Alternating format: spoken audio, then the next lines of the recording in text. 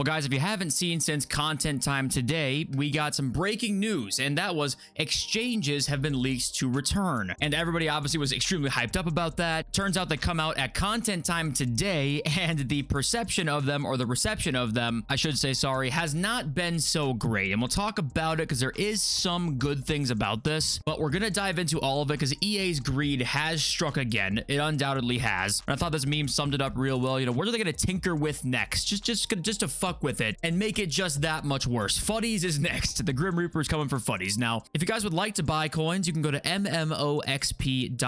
There will be a link in the description down below. They are the cheapest and the safest option. You can use my code JFC at checkout for an 8% discount. I do want to say also there's not much to talk about in terms of leaks and news today, so just warning you about that right now. Let's talk about content because we got exchanges and there's a lot to dive into with this. So basically how this goes is you need now 4 of every single rating. I don't have the 89 favorited here, but it's 89 down to 85, right? And you need 4 of every single rating, the exact rating, by the way, as well, which is important for 89s, to basically get some kind of pack back. An 83 by 20 for the 88 overall, 87 overall is 82 by 20, 86 overall is an 81 by 20, and 85 overall is a 20 by 75 for exchanging 4 of the 85 overall. So the 89 overall exchange, if we go and look at that here, this one is 4 89s for an 84 by 10 with a guaranteed 85 or higher, plus 35 rare gold player items, and additionally 15 common gold player items. So a big pack, right? You get pretty big packs for this stuff, but now you need 4 of them, right? Instead of just obviously 1. So let's start with the good things here is that exchanges exist, right? This is technically speaking exchanges, and we'll get into the bad stuff in a sec, don't worry, but this is technically speaking exchanges coming out, right? It's something you can put duplicates in to get packs. That's basically what exchanges were last year, right? So they exist. That's a positive. If you're somebody who just wants to put your fodder and get more packs, right? That they exist. Now, the second positive is that there are minimum overall ratings. So, you know, there wasn't that last year. You're guaranteed at least this year to get 83 by 20, right? For an 88 exchange. For exchanging 4 of them, keep in mind. Same with 87s. You're guaranteed 82 by 20s. At least there's a minimum rating now, but we know pack weight's like worse than it's ever been. So they kind of need that. But regardless, it's still a thing. And also, this does seem to be like something you can somewhat do repeatably. It's hard to know yet if it's fully infinite, but so far, everyone who's grinded this seems to be not running out too much of high-rated cards. But that's the thing, and that's where we're going to get into the negatives here, because number one, we're not sure if it is infinitely repeatable. The best grinds, you can immediately tell, right? All of them, you can immediately tell they're infinitely repeatable, and they're going to be something you can just do when you're bored, and you're not really going to run out of cards, right? Those are always the best grinds, right? And this one, it seems like it's not going to be for sure infinite. Looks like it might be a really prolonged grind, but eventually getting that exact 88 might be kind of tough. The 89 exchange to me probably is not going to be one that you can do repeatably. I think that one is for sure like one we can chalk up to be really tough to get 489s for. So this one you can pretty much like kind of count out. It seems like the consensus right now from the menu grind community that I'm seeing on Twitter is like the 88s and below seem to probably be at least close to infinitely repeatable. Now we're only, I think when I'm recording this, about 6 hours in, so it's hard to tell yet, but it does seem to be for the last positive that we'll get into a negative, but the last positive is like it probably can be grinded a lot to try and get big pack pulls. Now let's start with negatives, because the biggest negative easily here is just the fact that they are worse than last year, because you know what this means. We have seen this so many times, and I apologize right now, there's no real visuals to look at. There's probably not going to be much for this video, but undoubtedly the worst thing is that they brought these back and they are worse than last year's, which is a very bad sign. Like that's the baddest of bad signs to me. Actually, hold on. I forgot one positive thing here I want to keep in mind, and that's that these expire in 2 days, which could be a positive or a negative, right? Imagine they don't come back out, but say they maybe get slightly better in 2 days, or maybe 3 days, like 1 day off. They bring it back with the 82 by 20s they did, and they made it slightly better. Maybe that's what they do here with these. So that's a positive that could be a positive, but it also could be a negative because maybe these are gone apart from Tuesday, Wednesday, Thursday. There's a chance that that's the case too, and that would suck. So I want to throw that out there as well here. But the negative, and why this is such a negative, is because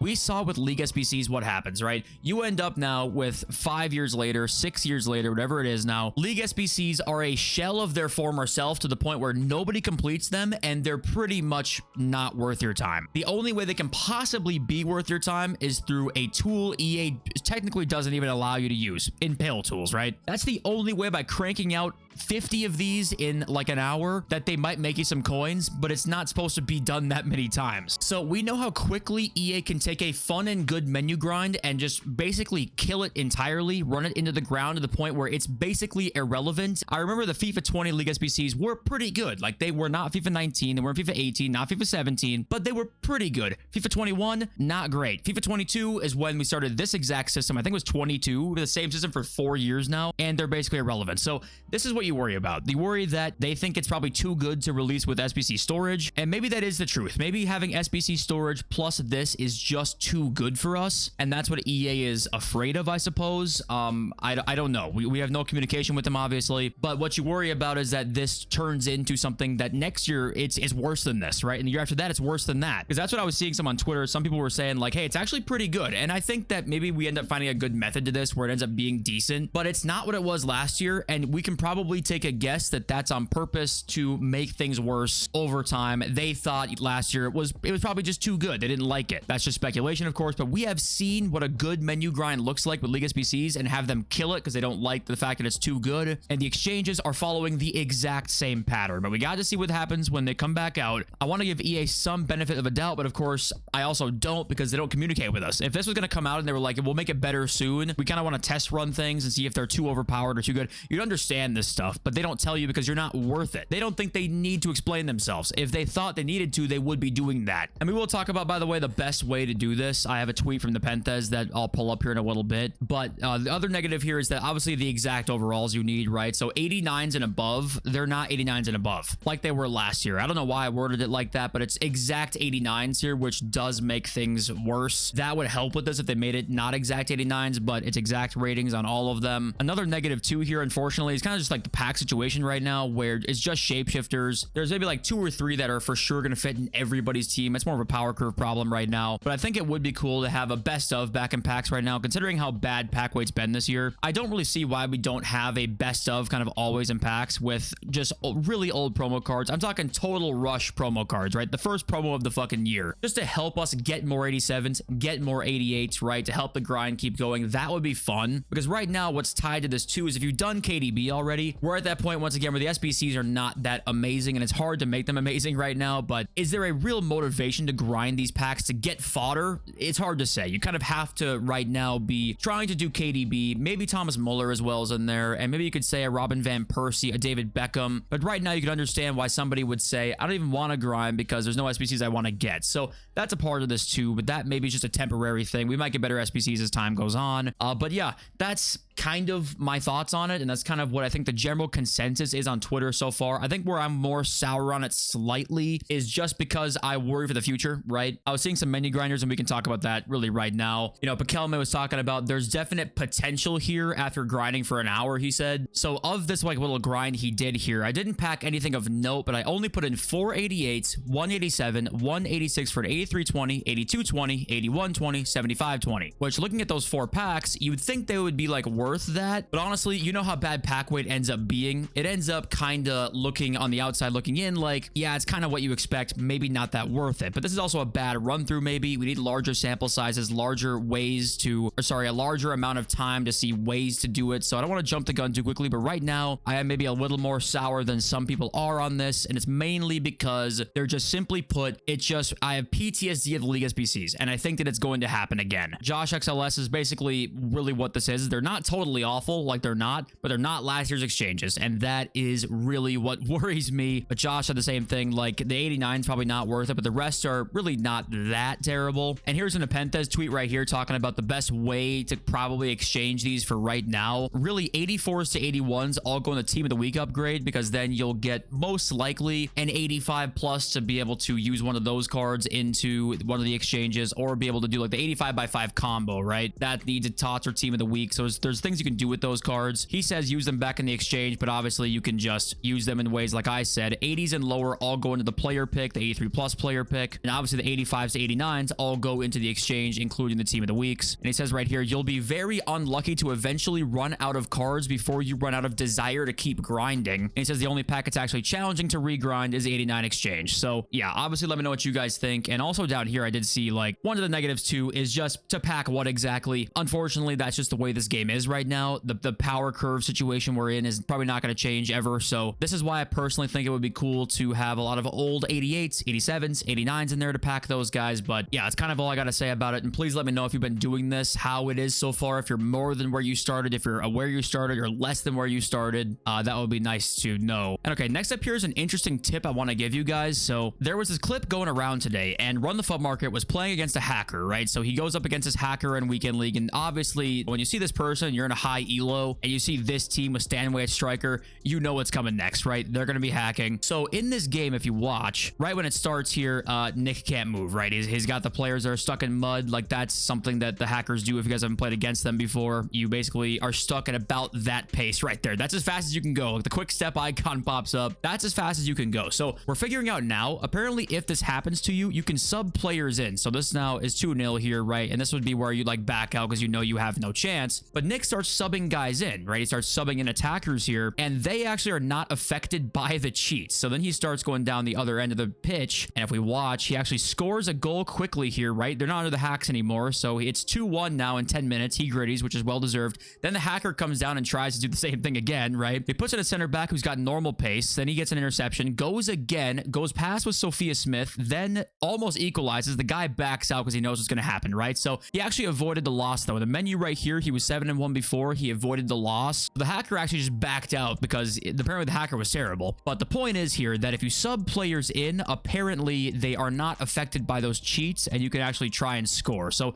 if the guy happens to be terrible, like the hacker is just god-awful at the game, then you can avoid a loss, I guess, by just subbing players in. So that's one of the tips we're learning right now. I've gone up against these guys probably a few times this year. It hasn't been too much for me, luckily, but I see people talk about how it's like twice a weekend for them. If they're on PC, they play against these guys. So the best you can do, really, try and sub somebody in, hope they leave, and like we waste their time, basically. I'm sure that if you stay for the full 90 minutes, they're less likely to stay throughout because they know they can just get an instant rage quit off somebody else. So that's about your best bet to beat these guys. Otherwise, you're basically fucked with these cheats. So yeah, I wanted to give you guys that quick tip there. And the SBC we're still waiting on right now is his flashback Timo Werner. Official stats as well with him. It's rapid, pinged, and finesse with 99 base pace. So we're still waiting on this, but that's kind of the only SBC we're waiting on right now. Only 2 days left. And the last thing we'll talk about here is this controversy I've been seeing on both FIFA subreddits. So there's the FUT subreddit, and then there's the EA Sports FC subreddit. I've been seeing this in both places, and basically every time Ozio packs somebody, you see like Reddit posts everywhere talking about how EA are boosting this guy's pack weight, because looking at his best pulls he's had this year, he's got insane pack pulls, right? Can I zoom in? No, I literally can't, so I apologize. But yeah, right here there's a lot of elite pack pulls here. Ozio's been getting apparently, great pack luck. I don't watch him, so I don't know, but apparently great pack luck for a while now. And that's been the question, is like, hey, these odds are not the same, right? Clearly he has better odds than the rest of us. EA are trying to promote good pack pulls to the masses to try and get you to spend money on the game. And honestly, the thing with this is we just straight up have no idea. This could be complete confirmation bias. Like, literally, there could be no difference in odds at all. And this is all of us strictly looking at confirmation bias, because let's not forget that, for example, like Speed here, who had like a crazy, I think he had Messi and CR7 in the same pack or something like that, with 100K viewers watching, and everyone's like, okay, sure, I'm sure you got that. The thing is, though, we are indeed seeing one pack pull. They are dropping thousands on this game. So it's important to think about both sides here, because this could just be straight up confirmation bias.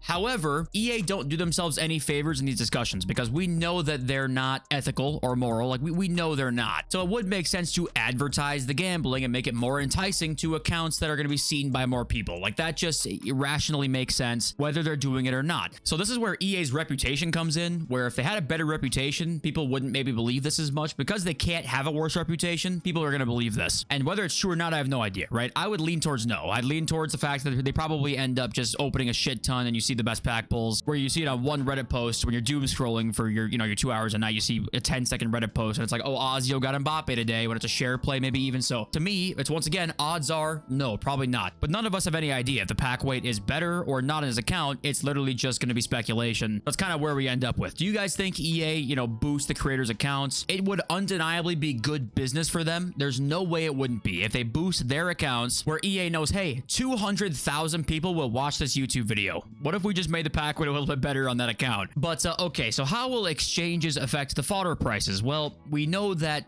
it was yesterday actually that EA released the price ranges from underneath them, right? So now their minimum is like 900 coins. The prices were all weird. Now they sort of maybe stabilized over 24 hours, and then we got exchanges. So hard to tell exactly what's even going on here. But if I I had to guess, I'm going to go out on a limb and say these have a chance of rising up over time slightly. If this grind ends up being something that you really can do kind of repeatably, these probably are going to go up, if I had to guess. If that's not the case, then I think these will start to slowly trickle down because of the hype today will wear off. That's kind of what it all depends on right now. You know, 86 is being 2,000 coins. You can get a pretty good pack for that. For like 8K in June, people will just do that. So if I had to guess, it's gonna rise up slightly, but that's kind of all I gotta say about it. Like, I don't think it's gonna go up to the moon or anything. It's not an, oh my God, you have to buy it right now. I don't think that's gonna happen. But okay, let's read some of your comments now. And this comment right here, I'm just warning you guys, might be the most disagreed with comment that you may ever see on this channel, okay? This Yago 2K take here is interesting. It's articulate. I like articulate, unpopular opinions. Those are always my favorite. Now, Yago here says, as far as I know, delay exists as much as handicap does, which is not at all. It's another boogeyman the community uses to excuse their losses. And down here, he says, delay is kind of more excused as a, when you press shoot, the player does not actually start the shoot animation until he's close enough to the ball and in the right body stance, which again, is not delay, just the game trying to acknowledge physics as they exist in the real world. And down here he says, I might be wrong, but when somebody swears about delay being a thing, I always politely ask for video evidence with inputs overlay on, so far without luck. Just like handicap or momentum, everyone says it exists, but when asked for tangible evidence on how to activate it or abuse it, you only get crickets. He says, you know it's impossible a feature like that could go hidden for years, yet here we are believing in fairies because we can't take a loss. Now, this is one that I definitely think it's super hard to compare handicap and momentum to the delay in the game. And let's start off with this. So I guess I would ask you, Yago, have you ever had any experience in FIFA where the game speed feels different on a game-to-game basis, on an hour-to-hour basis, a day-to-day basis, right? You know, has that ever happened to you? Because if it hasn't, you are extremely lucky, because all you gotta do is ask the pro players who play this game 12 hours a day. They will tell you that certain games, regardless of latency, don't feel good. For example, there was a pro player over, I think it was one of the first tournaments of this year, that they were on LAN, and the guy said, I literally can't move right now. I don't know what's going on. My players are all so slow. It feels like the game really has just slowed down for me right now. I almost refuse to play. And if we want to go for like actual raw numbers and some sort of data here, we got this Reddit post here, measured input to game response. This is an offline modes, okay? This is on PC in an offline mode. He's just trying to record how long it takes for you to press L1, which is not animation based, right? Because your comment here was talking about how like animations have to play out, so that's why there would be some delay there. Like, that's just how physics work. Well, this one is just pressing the L1 button, player switching, so there's no need for any sort of physics to play here. We count in the frame rate, right? Approximately 8.33 milliseconds at 120 FPS. Here's the raw numbers if you want to pause through and look through, but the big conclusion down here, gamepad viewer overlay to player switch inside FC25 ranges from 74.97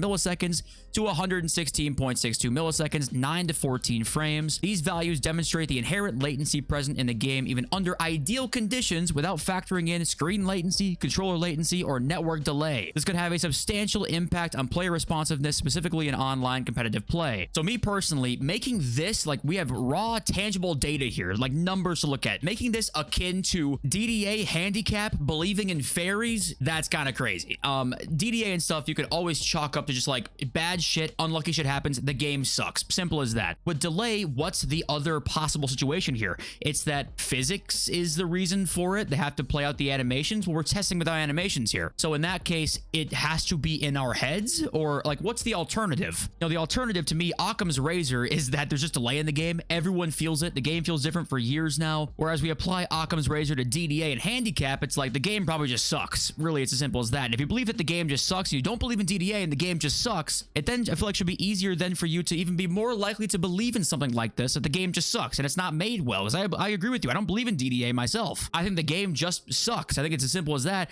And I don't see how then you can't like be more inclined to believe in the fact that there's just delay in the game. I don't know how millions of players for a decade can be fooled. Like, it's actually just because we lose a lot. Like, that's actually the reason here. But I do want to say I appreciate your unpopular opinion. It's articulated well. You know what? That's what I love. I love seeing this. Even though I vehemently disagree with a lot of it, I do though think that, yeah, DDA and handicap, I think that most of the time is just an excuse for losing. But the delay is like, you can feel it when you're winning 6-0. You're like, damn, gameplay sucks right now. I mean, it's so, to me, drastically different. But okay, next up, Default Writer. I will keep ranting about how much harder Rivals is than Champs, with Champs rewards being better until he reads my comment. Well, there you go. So you're ranting about how much harder Rivals is than Champs, and Champs rewards are better. better. So yeah, I think the point of rivals is to have it be slightly harder. You're always playing somebody in your skill level. Like champs, you at least have to get to your skill level, like your elo sort of, and then you play guys who are, you know, your skill level. So it's supposed to be that way, but the rivals rewards, I agree that they could be doing better with those. But the problem is right now with all rewards is like, are EA ever going to make rewards better than the ones that we have now? I feel like they're doing only this amount of stuff just because they know the power curve is messed up right now. I don't know what it looks like for EA to make them like way better than this. Honestly, they would have to go up far and above what they usually do, which I think they need to do, but I don't think they're going to do that. So yeah, rivals being harder than champs, I think just makes sense, but the champs rewards do seem to be better. And also they take way less time. Rivals, you might play for, I mean, God, I mean, how long might 12 wins take you? I mean, that's so many wins that you will need, so many points. Maybe it's 10 wins and however many draws, right? Like that's just such a long time. But yeah, rivals right now,